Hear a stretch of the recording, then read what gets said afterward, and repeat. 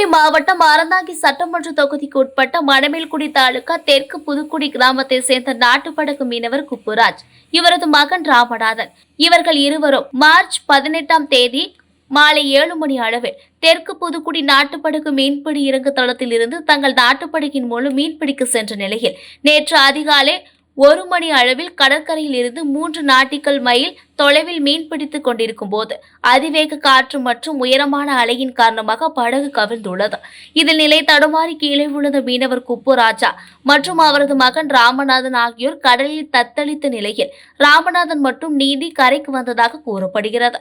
மேலும் கடலில் தத்தளித்த குப்புராஜை காணவில்லை என தகவல் தெரிவித்த நிலையில் அருகில் மீன்பிடித்துக் கொண்டிருந்த மீனவர்கள் மற்றும் கடலோர பாதுகாப்பு குழுமத்தினர் ஆகியோர் சுமார் 6 மணி நேரத்திற்கு மேலாக தேடி வந்த நிலையில் ஜெகதாப்பட்டினம் மீன்பிடி இறங்கு தளத்திற்கு அருகே குப்புராஜ் சடலமாக மிதந்துள்ளார் என்ற தகவல் தெரிந்து உடலை கடலோர காவல்துறையினர் கைப்பற்றியுள்ளனர்.